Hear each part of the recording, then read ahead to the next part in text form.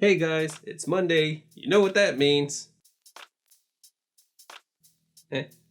Oh, that's right.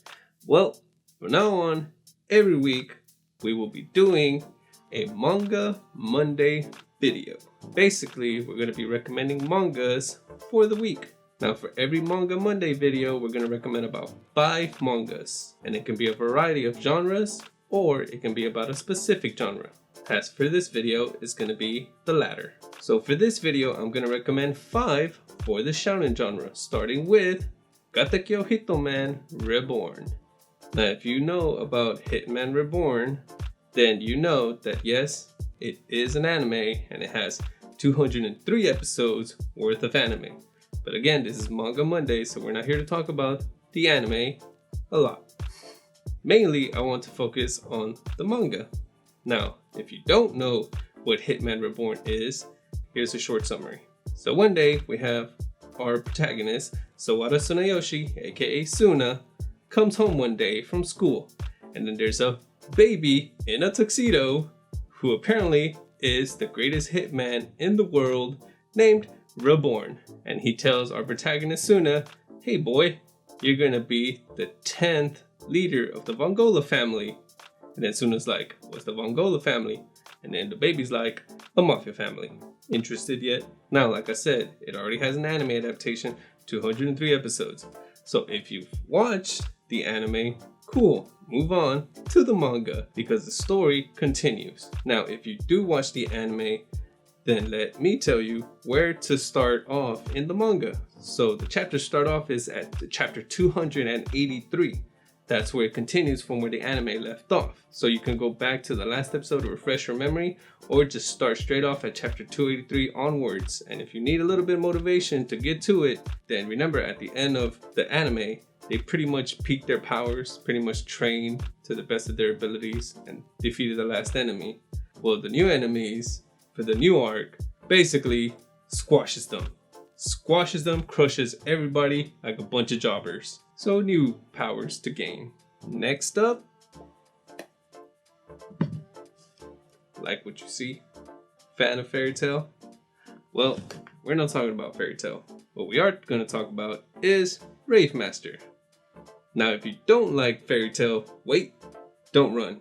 Trust me, Rave Master is his own standalone. It's a separate universe made by the same author, Hiro Mashima, but completely different. Now, if you don't know Rave Master, basically, Rave Master follows our protagonist, Haru Glory, aka Pre-Natsu. So Haru Glory is supposed to go around the world and collect these Rave Stones, which have different powers, mostly elemental, in order to stop the dark forces that are using the Dark Bring, which is a dark energy stone, so basically the opposite of his Rave Stones, which is the power of light. Now again, Rave Master has an anime series, but it's from the early 2000s. So for me, I've watched it. I watched it when it first aired, I think in 2002 on 4Kids, and in 2004 when it aired in Cartoon Network. And looking back at it, it's really slow paced anime. Like the action isn't that exciting. It's very, very slow moving.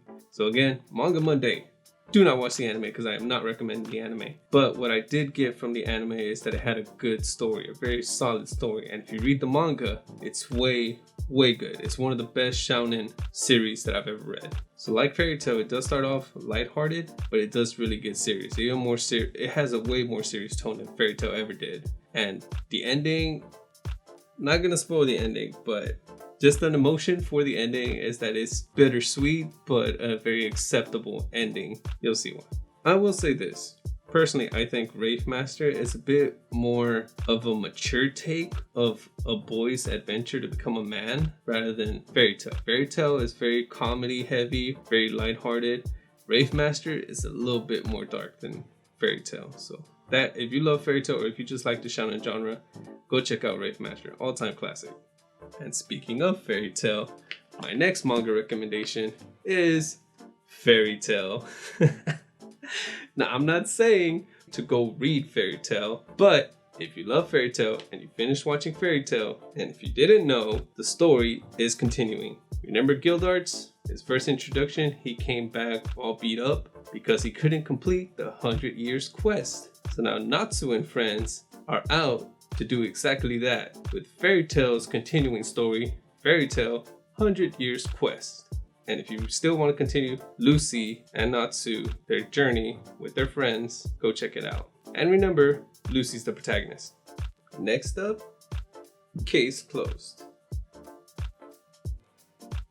aka Detective Conan. Now, if you don't know the story of Detective Conan, I don't see how you don't. This has over 1,000 anime episodes and over 1,000 manga chapters. It's a very long series. One Piece? Detective Conan said, hold my milk. Short summary of Detective Conan, we have our protagonist, Shinichi Kudo, aka Jimmy Kudo for Western fans. He is a high school detective.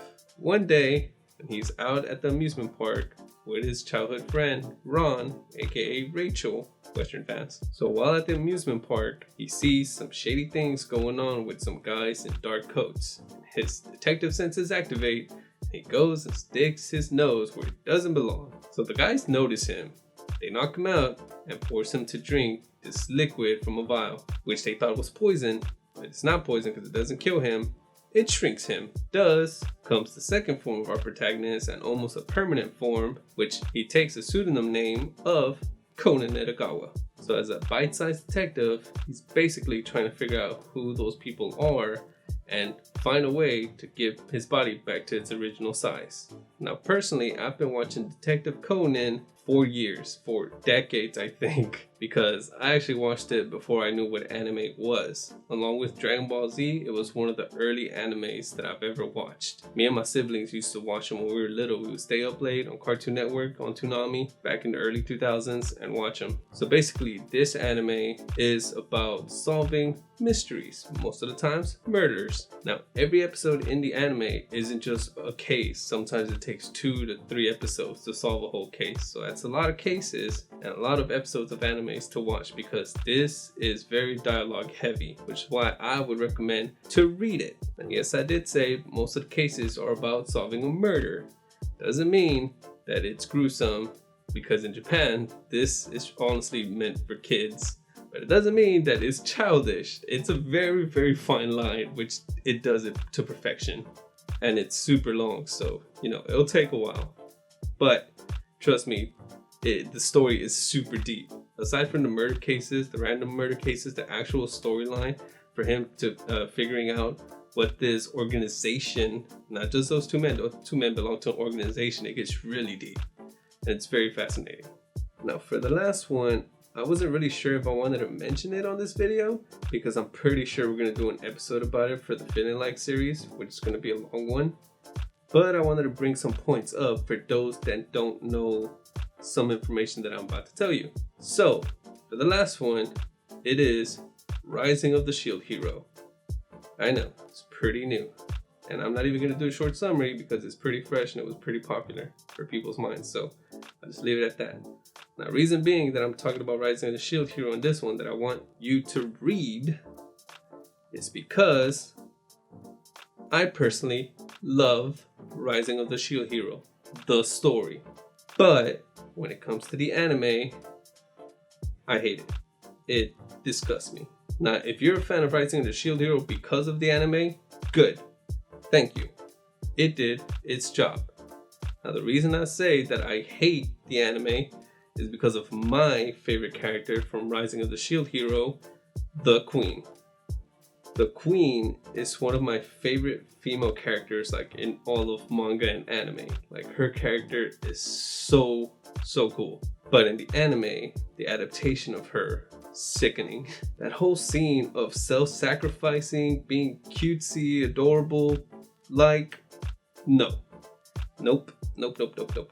When I saw that, even the introduction of her, the way they introduced her was just like way off. But like, the introduction doesn't bother me. They could have messed with that. It's just when they messed with her character, when they changed her personality, when they changed the essence of the character, who she is in the original light novel and the mangas. It's just so different. It's just so off. It's so really disgusting. Now, the reason I'm bringing this up is because a lot of animes, I'll just throw a random number, about 90% of animes are adaptations of another format, which it be it manga or light novel. In the case of Shield Hero, it's a light novel adaptation. But just because it's an adaptation doesn't mean it has to be true or faithful from the adaptation. And that's more true with light novel adaptations than manga adaptations. Now, some of the reasons being, I don't know the ins and outs of the anime industry, but for Shield Hero, the director gave an interview where he said he met with the author of Shield Hero just once and had a casual conversation with him just once. And from that conversation, he said he got a pretty good idea of what the story of Shield Hero is about, which of course he didn't. And more often than not, the authors, the original creators, once it becomes an anime adaptation, usually they don't have a say in the matter. Contracts, you know how it goes. So again, if you're a fan of the anime, cool, but just go check out the manga, and it's almost like an alternate universe, so it's kind of fun in that sense. But honestly, for me, the adaptation, the original story, is much better. And again, Manga Monday every week. Hopefully, we recommend a manga for you to read throughout the week or longer. And a reminder, some of these are going to be restricted videos, especially when I recommend mangas. Apparently your boy reads a lot of ecchi, even some that I thought were heartwarming. Apparently they have borderline etchiness that I just didn't even realize. Now, if you don't know why we restrict videos, we have a video called What We Can Do for Anime, but we're not going to be perfect at it. Like I just talked about Fairy Tail, and if you know Fairy Tail, watch Fairy Tail, you know it's very ecchi. Even if we do a solo video about Fairy Tail, most likely going to restrict it because it is very heavy and ecchi. And if you don't know what ecchi is, go check out our genre videos. But with that being said, I will see you guys in the next video. Adios.